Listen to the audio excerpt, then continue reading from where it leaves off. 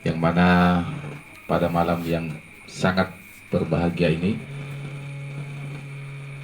di acara yang sangat sederhana tapi dihadiri oleh seorang insan yang sangat istimewa, ya, yang memimpin kota Pontianak saat ini. Kita doakan. Lanjutkan.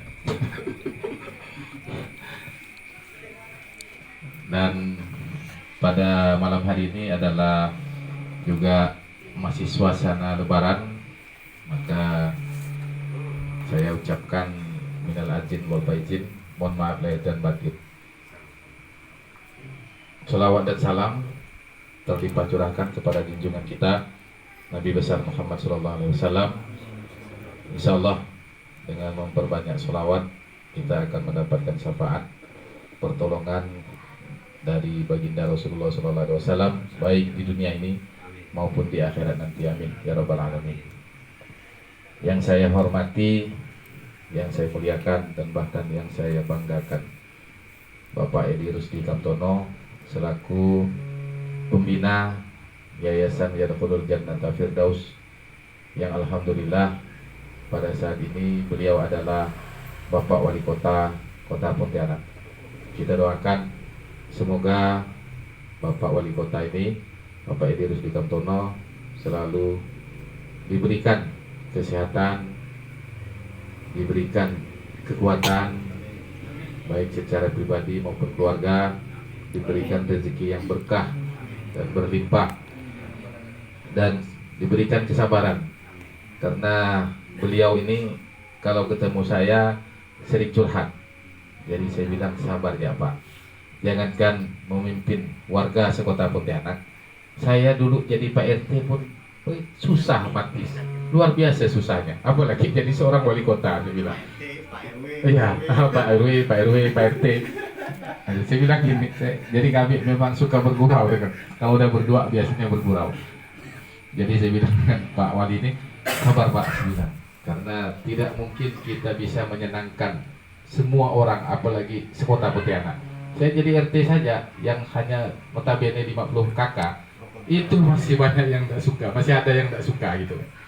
Nah, tapi alhamdulillah selama saya kenal dengan Bapak Edi Rusdi Kamtono di tahun 2019, sebagai waktu itu beliau adalah wakil wali kota Kota Pontianak, saya salut kepada beliau ini karena beliau bisa menerima siapapun.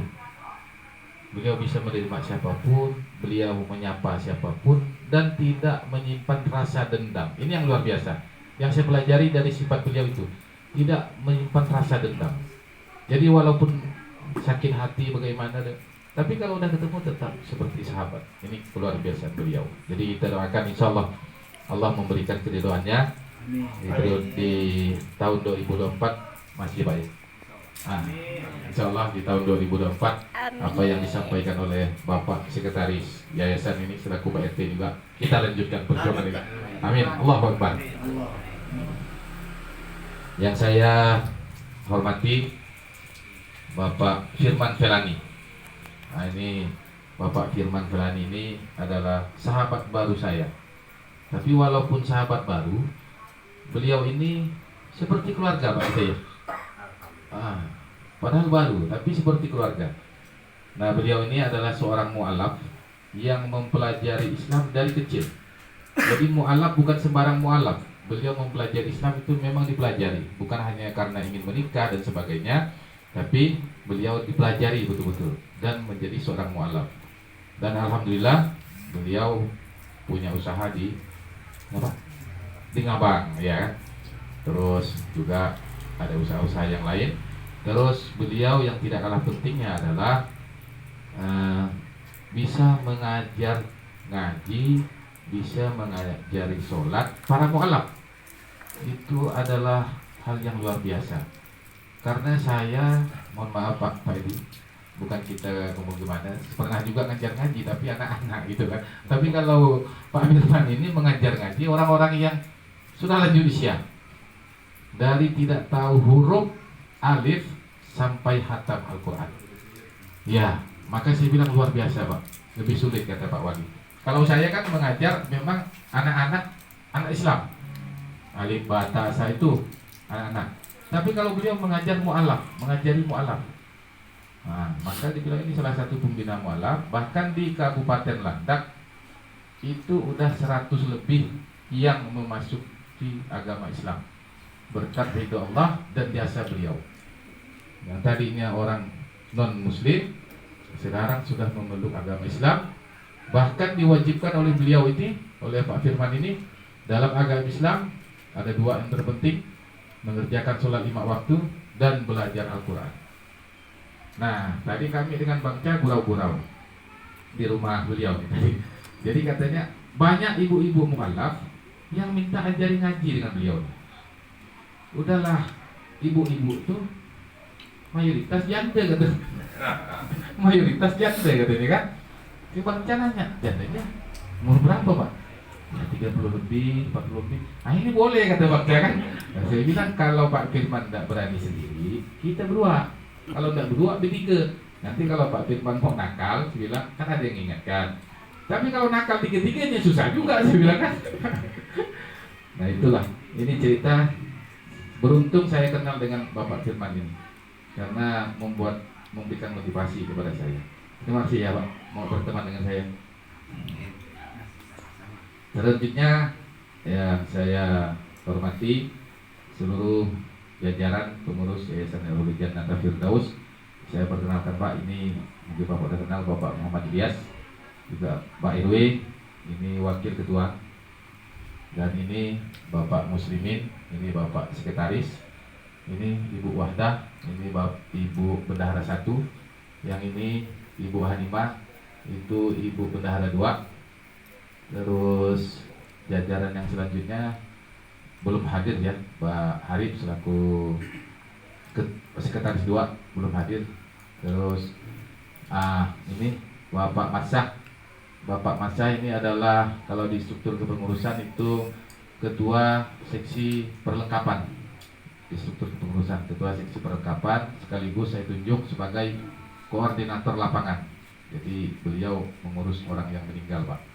Ya, jadi kalau ada orang meninggal lapornya ke beliau. Tapi saya mohon kepada Bang Ca, jangan didoakan orang meninggal.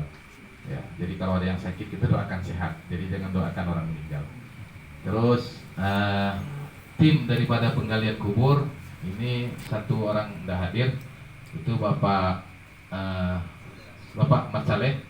Bapak Mat Saleh ini kalau bahasa kami pembuka bumi. Jadi sebelum digali beliau harus membacakan doa, itu baru boleh digali. Terus Pak Juin, ini Pak Juin Pak, ini memang super aktif ya. Beliau di ujung sana tuh, memang super aktif. Beliau sambil nanam ubi. Tapi saya kadang mohon maaf Pak, ada rasa takut Pak. Dulu mulai bulan puasa tuh, saya pergi pagi, kok perasaan takut benar. Padahal biasa sore jam 5 atau kan apa-apa gitu. Tapi itu perasaan tuh ada yang rasa takut gitu. Jadi saya biasa sebentar kan balik gitu kan. 2 kali saya seperti itu, merasa takut di sana ada apa gitu kan. Terus itu tim penggali kita Pak. Terus di itu Pak Adiri ya, Pak Adiri mencoba Pak juga udah kenal ya, ucap terima kasih ya biasa ya. Tuh Pak Adiri, alhamdulillah beliau kalau nggak salah anggota dari ini apa bidang ini ya, bidang apa ya, Humas ya, ketuanya Pak Jasriansa. Nah, terus yang di sana itu adik ipar saya itu Iskandar, itu kalau nggak salah di bidang, lupa juga saya diajarannya itu kan. Nah itu di dalam kepengurusan. Terus yang selanjutnya ini Bapak Hatta. Bapak Hatta ini adalah salah satu promotor untuk mencari anggota wilayah Teluk Sahang 2. Yang saat ini di Teluk Sahang 2 udah berapa kakak masuk anggota kita? Kok sama itu ada 50 lebih ya? Hah? 50 lebih, 60 lebih kakaknya ya. Berarti boleh dikatakan di Teluk Sahang itu 80% kali ya masuk anggota kita. Ya, 80%.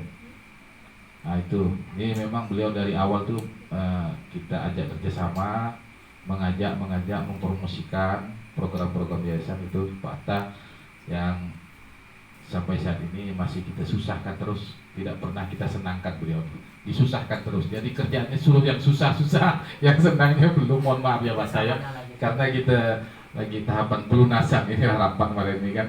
Jadi mohon maaf saja.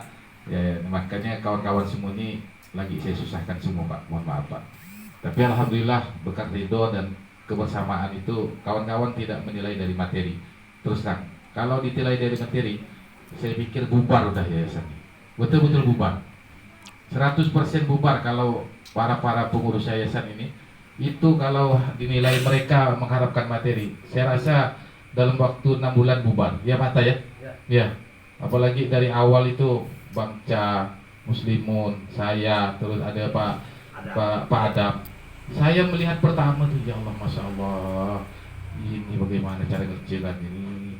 Hutan belantara, jalan tidak ada, jembatan tidak ada. Tapi Bang Cabi, masih pandai nih Pak Heri kita bayarnya nih Pak Heri 1,4 M. Saya bilang Allah yang akan membayarnya. Allah yang akan. Kalau saya Bang Cabi, saya bilang terus terang, beli rokok pun tak ada duit, apalagi mau bayar duit itu, saya bilang kan. Tapi Allah itulah tadi. Bagaimana waktu penyusunan kepengurusan dan sebagainya, terpikir pula dengan beliau di Bapak Edi Rusdi Kamtono selaku wali kota, saya ajak selaku pembina. Nah, yang lucunya Pak, cerita ini sedikit cerita. Yang lucunya waktu di pembikinan akta notaris, penyusunan kepengurusan, itu notaris nanya saya, kok pembina kosong Pak? Sebentar, saya lagi berdoa dalam beberapa hari. Kok berdoa? Iya, karena yang ingin saya masukkan ini Pak Edi Rusdi Kamtono. Aduh Pak, wali kota tuh Pak katanya, tidak mungkin mau dia bergabung. Makanya saya bilang jangan diisi dulu, saya berdoa dulu, saya bilang kan. Jadi dalam waktu 3 hari itu kosong itu, langsung telepon terus, Bang, kan teman saya di Budi Pak Budi itu, ya kan teman saya. Bahkan alhamdulillah Pak Budi itu kan karena satu partai dengan saya, terus teman saya baik saya, yang tadinya harus bayar 5 juta, saya minta infak dengan dia dengan akta notaris, alhamdulillah. Selesai urusan, saya mau kasih anak buahnya 500.000, tidak mau. Jangan Bang, kalau ketahuan bos mampus saya pada anak buahnya. Ini gratis Bang. Nah, itulah cerita tadi saya mau masukkan nama Pak Edi ini sebagai pembina. Bukan mudah. 3 hari saya berdoa kepada Allah supaya hatinya terbuka untuk bergabung kan ke yayasan kita ini kan, ke yayasan Yayasan Jannah Firdaus. Ditelepon terus saya tiap hari. Bang cepat lah Bang, mau diurus enggak akte ini kan gratis nih, Pak Budi udah nyuruh gratis nih. Saya bilang sabar lah Bu, saya berdoa dulu, saya bilang Kak, saya bilang iyalah 3 hari lah. Begitu 3 hari, udah saya bilang kami akan menghadap. Nah ini cerita Pak Yani mau cerita. Ayo Pak Haji, saya udah minta jadwal dengan Pak Edi, kita ke kantornya, kita menghadap untuk menawarkan beliau menjadi pembina di Yayasan Yayasan Jannah Firdaus. Apalah jawaban Pak Haji nanti? Tidak mungkin mau Pak Heri katanya. Mana mau Pak Heri? Ya kita usaha Pak Haji, namanya ikhtiar, saya bilang gitu. Alhamdulillah terbuka hati. Itulah mulianya hati Pak Edi Rusdi Kamtono. Betul-betul mulia. Saya salut. Kalau dipikir untuk apa sih bergabung di yayasan ini? Apa sih manfaatnya? Kan gitu. Mohon maaf, ini bikin tekor saya nih. Ya, kalau dipikirkan nanti Bapak kalau macam saya kan diajak gitu, saya seorang wali kota. Ini nambah bikin tekor saya, kita usaha saya bergabung kan gitu. Tapi saking mulianya hati beliau ini, beliau dengan ikhlas memberikan foto KTP, foto NPWP. Karena kata notaris, Bang, kalau Pak Wali jadi pembina harus melampirkan foto KTP dengan foto pembina, foto NPWP. Mau enggak beliau mengasihkan ini? Insya Allah, saya sudah berdoa 3 hari, insya Allah. Alhamdulillah, Bapak menyambut baik Pak Edi dan alhamdulillah selesailah sampai ke sarang saat ini. Saat ini, alhamdulillah perjalanan kita mulus dengan ridha Allah, tapi mulus juga dengan bantuan beliau. Mulus karena ridha Allah, mulus juga karena bantuan beliau. Tanpa bantuan beliau, mungkin yayasan sudah tersiok-siok dan mungkin sudah masuk ke parit ya. Ya kan? Itu sejarah. Dah, saya kelupaan ini. Ini salah satu tokoh masyarakat kita, Bapak RW 5 ya, Bapak RW 5 yang saat ini memang lagi berebut insentif dengan Bapak RW berapa? Ini lucu nih. Jadi Bapak RW 21 dengan Bapak RW 5 ini berebut insentif. Saya bilang unpimpa saja, ya kan? Kata yang kita RW apa ya. Jadi mudah-mudahan bisa diselesaikan, Pak. Mohon maaf. Cerita ini kan cerita lucu. Nah, ini adalah Bapak Hasan Hadade, yaitu adik kandung dari Bapak Haji Hanafi Hadade. Beliau sudah WA saya, bahkan saya telepon terus. Beliau memang dalam keadaan kurang sehat, Pak. Jadi kita doakan mudahan Bapak Haji Hanafi cepat sembuh, cepat bergabung lagi dengan kita. Amin ya rabbal alamin. Dan salah satu juga penasihat kita itu Bapak Haji Sutrisno. Sekarang beliau dipercayai untuk menerima lamaran, dipercaya nikah ya, nikah ya, saksi, sebagai saksi akan nikah tetangganya. Jadi beliau Pak Adam. Pak Adam yang penggalian kubur tadi itu kan, beliau bilang insya Allah hadir walaupun terlambat. Dalam acara sana sudah selesai, beliau akan hadir. Itulah, itu adalah sekedar cerita supaya kawan-kawan tahu sejarah terbentuknya Yayasan Irhulul Jannata Firdaus, dan cerita itu sangat singkat tapi padat. Dan saya juga ingin bercerita dengan Pak Wali karena belum lama nih tidak pernah ngobrol. Karena kalau saya ketemu beliau nih mohon maaf ya, nunggunya 6 jam nunggunya 6 jam, 5 jam, 4 jam, ketemunya hanya 3 menit, 2 menit, 3 menit, 5 menit, itu saja. Karena saya mengerti beliau adalah orang penting di Kota Pontianak, sampai-sampai komandan kita nih tadi berkeringatan nih. Komandan siapa namanya, lupa dah saya ini. Nopri, Pak. Nopri, Bang. Pak Nopri. Jadi Pak Nopri ini kan Intel Polsek, sampai berkeringatan mencari alamat di sini. Ternyata Pak Nopri ditelepon dari Polres, Pak, suruh mencari rapat yayasan. Jadi beliau bingung, padahal teman saya itu kan nomor WA sama-sama ada, karena dia tidak tahu, ya kan. Jadi berkeliling katanya cari ini. Karena beliau adalah notabene Intel, jangankan mencari orang rapat, cari semut pun akan dapat oleh beliau nih, yakin saya. Karena Intel, ya kan.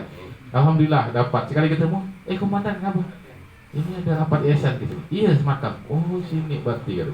Wah, ini saya bilang mungkin karena Pak Wali mau hadir gitu. Iya katanya, dari Polres nelpon katanya. Alhamdulillah. Terima kasih ya Waktu Pria, terima kasih. Dan pada malam hari ini adalah saya anggap acara penting. Kenapa saya anggap acara penting? Dan alhamdulillah Allah memberikan keridoannya, kelancarannya, kemudahannya Bapak Pembina Yayasan Irhulul Jannata Firdaus, yaitu Bapak Edi Gusti Kuptono, bisa hadir di sini. Kenapa penting? Karena di bulan Oktober 2023 itu perjanjian kami Yayasan Irhulul Jannata Firdaus dengan Pak Haji Subairi itu harus selesai.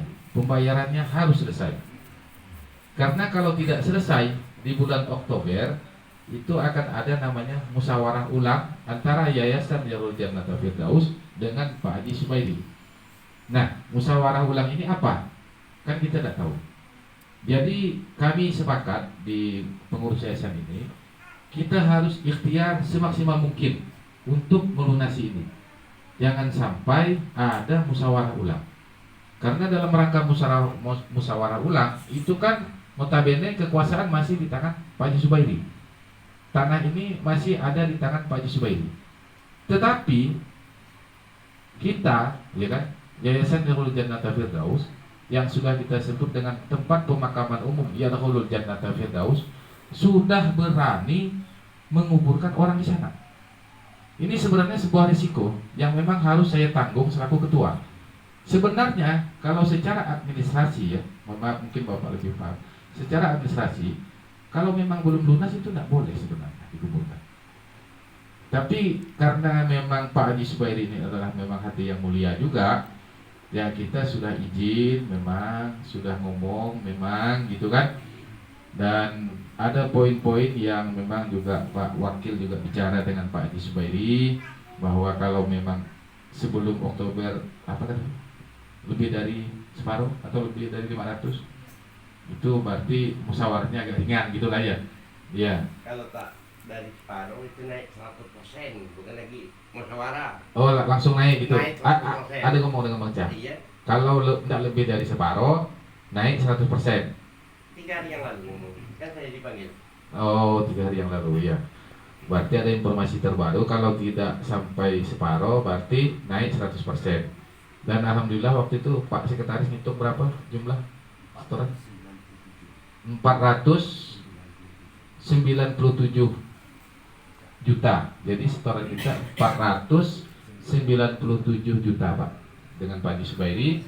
Sedangkan yang harus kita bayar itu sebesar kurang lebih hampir 1,3 M. Berarti masih kurang berapa tuh? 800 aja. Coba hitung. Coba hitung 1,3 dikurang 400 berapa? Anggap 500. 800-an. 800. 800 lebih ya. Kurang lebih 800 lebih. Nah, separuh daripada 1,3 itu adalah 650 ya. Kalau separuh kan? Kalau separuh. Hah? 800 lebih ya. Berarti kalau separuh dari 1,3 M itu kan 800 lebih. 650. Memang waktu itu saya dengan Bang Cah udah mengukur 100% lahan yang sudah ada di TPU Yarhul Jannata Firdaus.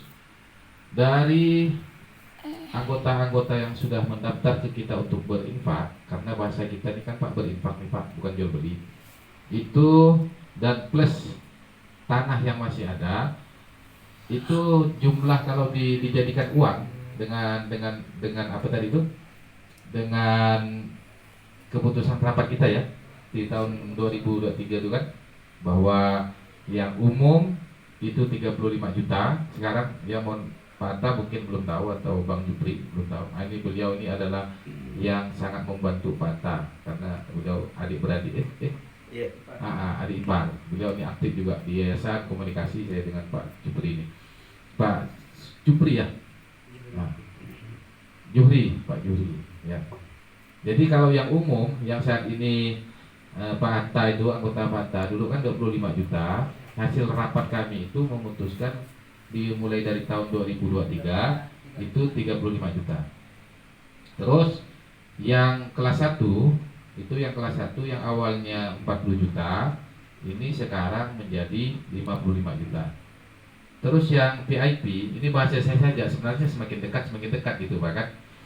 Yang VIP itu dari harga 60 juta menjadi 75 juta. Itu harga yang terbaru yang disepakati oleh pengurus harian yayasan waktu kami rapat di bulan Januari 2023. Waktu itu Bapak Pembina, Bapak RD Rusdi Kartono tidak bisa hadir, tapi beliau video call mengucapkan salam apa dan sebagainya kepada kami karena beliau ada acara.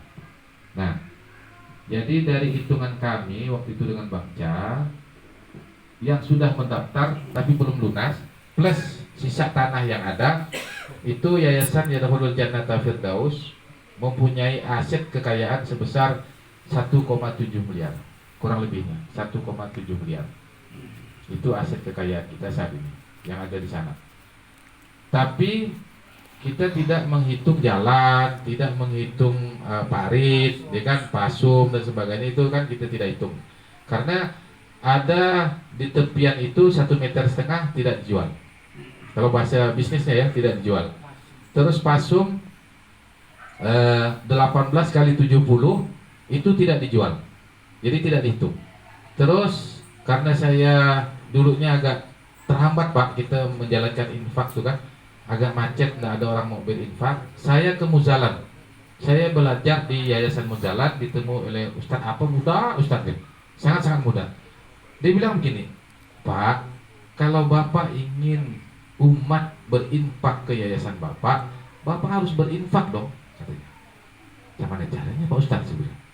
Loh, tanah itu kan luas nih, 2 hektar lebih dengan sekian banyak ya.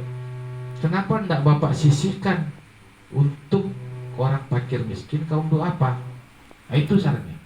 Itulah makanya langsung saya putuskan tanpa musyawarah, mohon maaf ya pengurus yayasan, tanpa musyawarah 1.300 meter persegi itu tidak dijual belikan.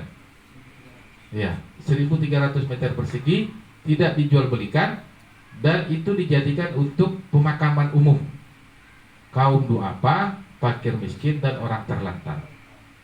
Dan sekarang sudah ada satu ya, Pak Jupri ya, Pak Juri dari anggota Pak Juri, dia ngontrak di situ, asalnya dari Pinyoh ya.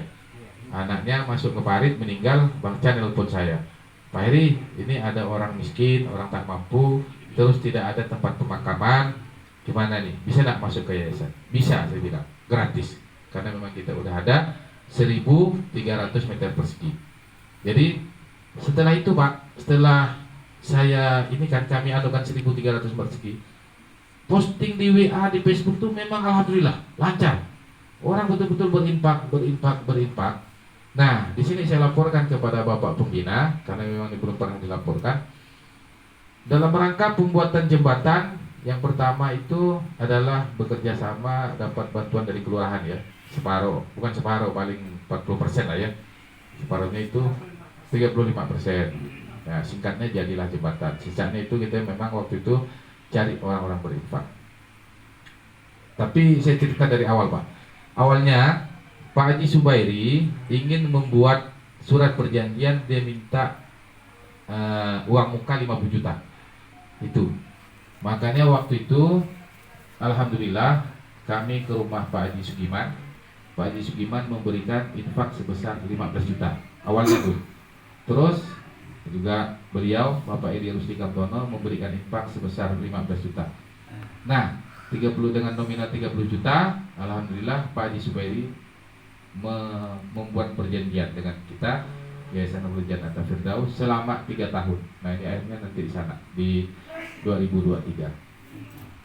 Di dalam pekerjaan ini, waktu pembersihan lahan itu mayoritas kerja bakti, termasuklah Bang Nopri, Pak Suhardi waktu itu aktif, ikut nebas. Pak Suhardi itu ikut nebas. Pertama nebas itu saya takut. Kenapa takut? Karena yang hadir itu luar biasa Pak. Kurang lebih 50 orang masyarakat yang hadir. Itu Masya Allah, alhamdulillah. Yang hadir itu 50 orang, mungkin kurang lebih.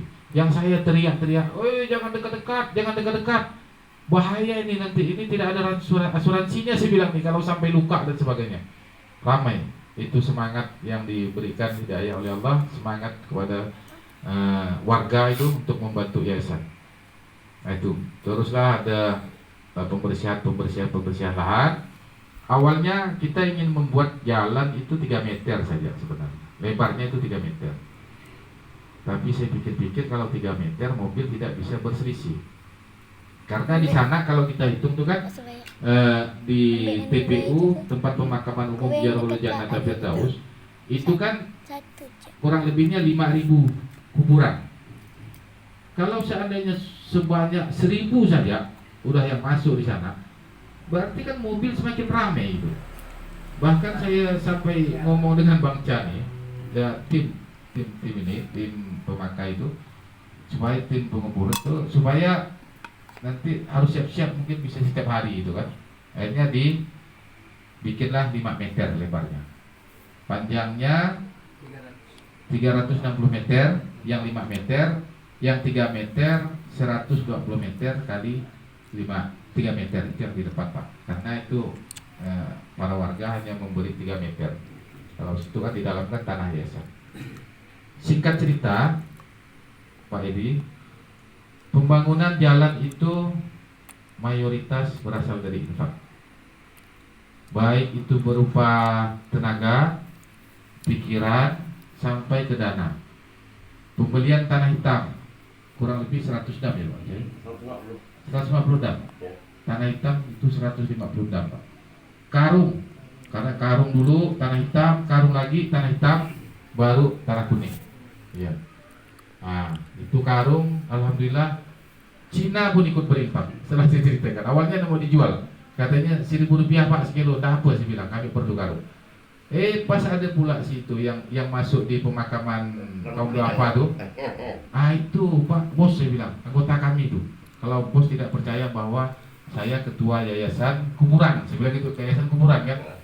Akhirnya bercerita, akhirnya bos bilang, begitu kami ngambil pakai pickup, udah, bawa aja katanya. Yang penting ngambilnya pakai pickup katanya kan, saya gratiskan katanya. Wah itu betul luar biasa.